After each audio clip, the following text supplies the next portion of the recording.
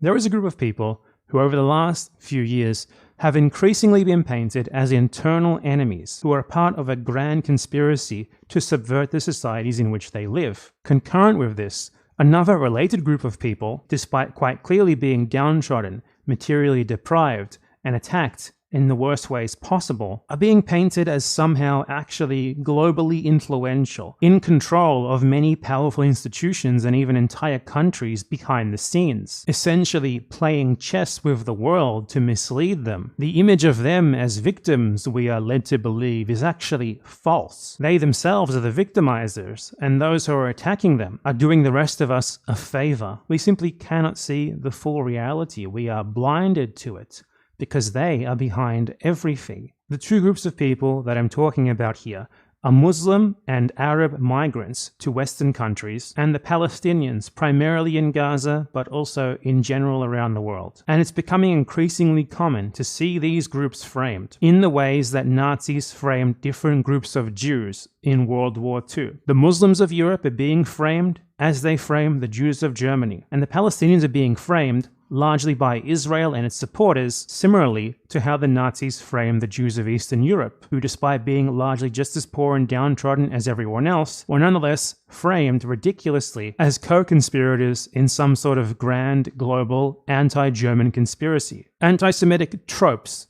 are being repurposed one-to-one. Supposedly left-wing politicians in Europe are framing Muslim and Arab migrants as a sort of internal enemy, and Zionists are telling us that clearly very weak Palestinian militant groups are somehow actually far more powerful than we could ever perceive, with their influence being so pervasive that even some of the world's premier global organizations like the UN do their bidding, and sometimes that they are even controlling or at least darkly influencing entire countries of tens of millions of people, something which quite clearly Palestinians in general, let alone singular Palestinian militant groups, do not even remotely have the power or the means to achieve. And in this way, very worryingly, anti-Semitism is being utilized to much greater effect against Muslims, Arabs, and Palestinians today than it is being utilized against Jews themselves. There are very much mainstream anti-Muslim political campaigns in Europe when there are not really any mainstream anti-Jewish campaigns. And Israel's assault on Gaza, which has killed upwards of 60,000 people minimum, has been legitimized in part through this sort of propaganda which claims that Palestinian suffering and victimhood is a false narrative spread through disproportionate Palestinian influence and control. To understand how this could happen, it's important to understand, firstly, what anti-Semitism actually is. It's much more of a belief system and ideology than it is just racism or ethnic hatred or religious hatred against Jews. Though I want to say that a lot of people make the argument, well-meaning people make the argument that Palestinians or Arabs or Muslims cannot be anti-Semitic because they themselves are mostly Semitic. And while this is technically true, the term anti-Semitism has, over the centuries, simply come to be understood as meaning hatred against Jews specifically. That doesn't say anything about whether you are truly Semitic or not. It's just how we understand the word. Words do not always mean what they seem like they mean literally, especially not in English. What a weird language. With that out of the way, it is important to understand that this sort of repurposing of anti-Semitism against Arabs is very easy to do for a fairly simple reason.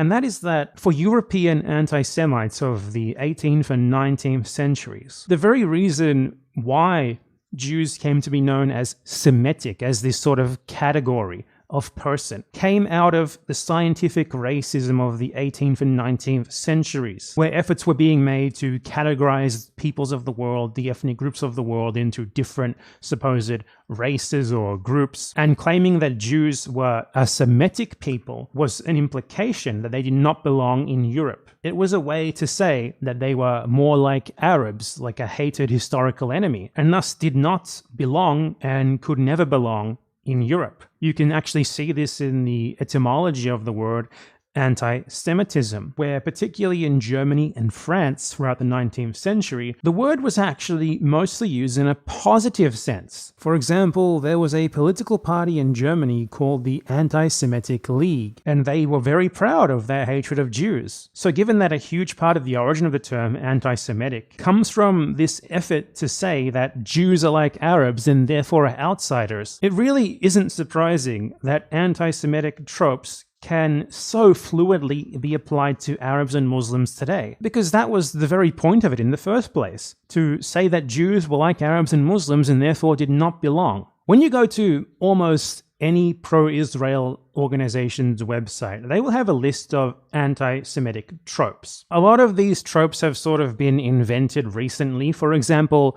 comparing Israel to the Nazis is something that a lot of these websites will claim is anti-Semitic, but a lot of them are a lot more historical and a lot more part of the core belief system of anti-Semitism, which is pretty much designed from the very beginning to scapegoat one group of people in society and redirect and project broader problems with that society onto them. So if you look at the American Jewish Committee website, and this is an organization that is very openly pro-Israel and Zionist, they have a list of anti-Semitic tropes. And while around half of these are essentially just them attempting to equate being anti-Israel and anti-Zionism with anti-Semitism, some actual anti-Semitic tropes are still listed here, a lot of which you can very clearly see being utilized against Arabs and Muslims and Palestinians today. For example, there is dual loyalty, and they say this is a bigoted trope that is used to cast Jews as the other, and it involves accusing Jews of being disloyal citizens whose true allegiance is to Israel or a hidden Jewish agenda. And through this, anti-Semites sow distrust and spread harmful ideas like the belief that Jews are a traitorous fifth column, meaning that they are undermining their country from within. So this sounds precisely like what is presently being done to Muslims in Europe, not just more often, but to much greater effect than how it is presently being used against Jews.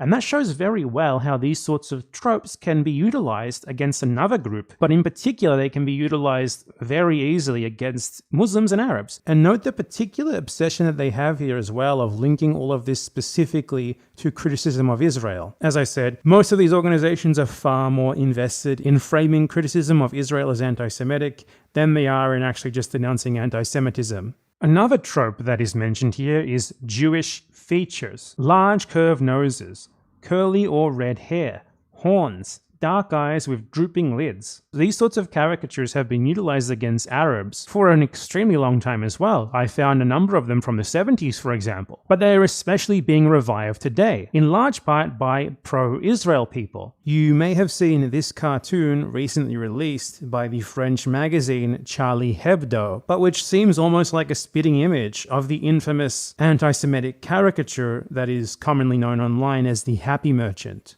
This list also includes the depiction of Jews as vermin, a tactic which has been commonly utilized by Israel and pro-Israel influencers during the Gaza genocide, with both Palestinian leaders and Palestinians in general being depicted as rats or cockroaches. On the list is also the trope of control, false reports that claim Jews control the media, banks, and governments, portraying them as secret puppet masters manipulating the world's economies and governments, which are part of a long-standing conspiracy of secret Jewish power. This is a trope that, as I have emphasized, is currently being utilized by Israel itself in its own propaganda, regardless of how absurd it is to claim that Palestinians are largely downtrodden and poor people could ever have such power. In this case, there are not so much claims of them controlling banks, but Zionists certainly seem to believe that there is a Palestinian control, even of the mainstream media that usually favors them, and that they have pervasive influence over world governments. In particular, they've been saying this lately regarding South Africa and global institutions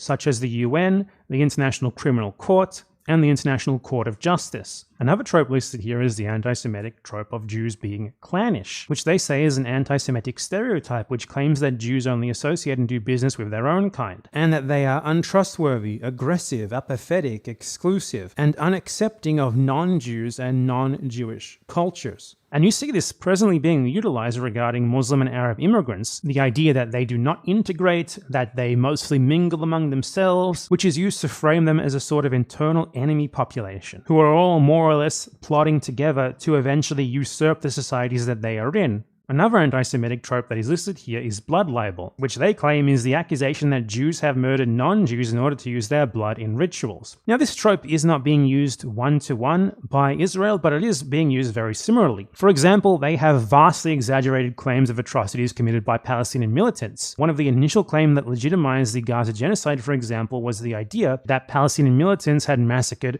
40 babies in incubators and beheaded them. That is a very clear instance of blood libel used to demonize the Palestinian people and to justify their extermination. And I think that once you know what you're looking for, it is really easy to see some of the most pervasive and dangerous anti-Semitic tropes being utilized against Arabs, Muslims, and Palestinians today. And these sort of tropes are ironically most common in Germany and Austria, really, where a part of the idea that the Arab migrants are sort of innate outsiders with dual loyalty comes from the fact that many of them are unwilling to integrate into the national ideology of these two countries, which involves atoning for their guilt for committing the Holocaust by uncritically supporting Israel. And that is then used as an example of how they are a sort of internal enemy. And they themselves are framed as anti-Semitic for this pervasively. So quite ironically, dishonest claims of anti-Semitism are now being utilized to quite anti-Semitically treat a group of people as internal enemies with dual loyalties. And all of this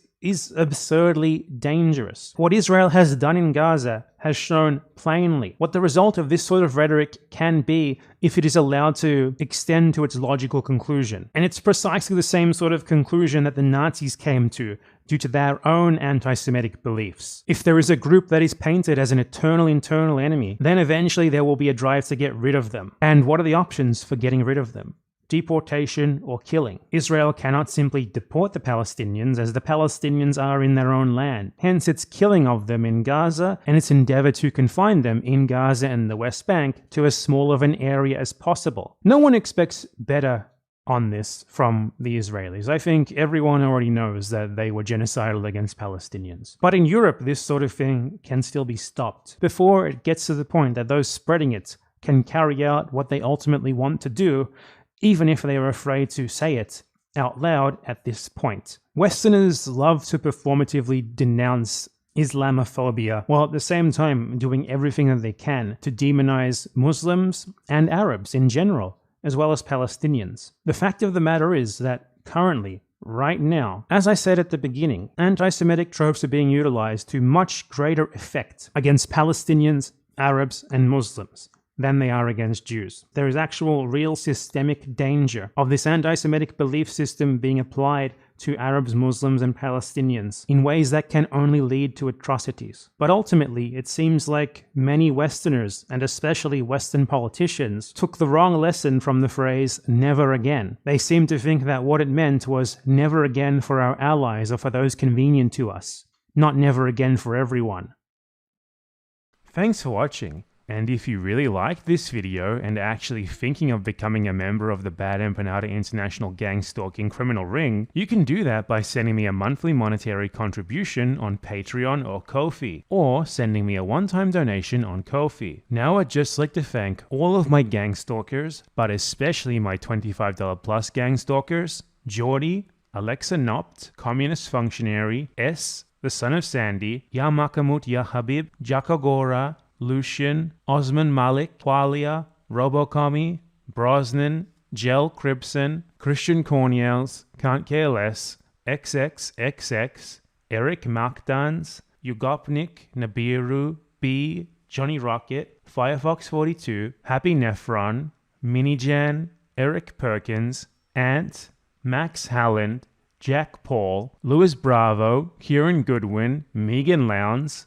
God, I have a lot of gang stalkers. Soyborn, Comrade Nutboulet, Clement Fudge, Hector Obregon, Asma B, Support Libraries, Jizdog, Cockled Badger, T Street, Aramis Goodspiel, Noah Larson, You Can Change Your Name, Bicep, Gabagundam 4444, Bubbly T, Adrian Nesu, The Big L, Goyo, Lorenzino, Lee Breeze, Robin, Gareth Miguel, K, Pacifist2346, Mira, Atuin, Urcolano, and the Empanada Brigades. Thanks again for watching, and make sure to show up Thursday for our weekly gang stalking debriefing.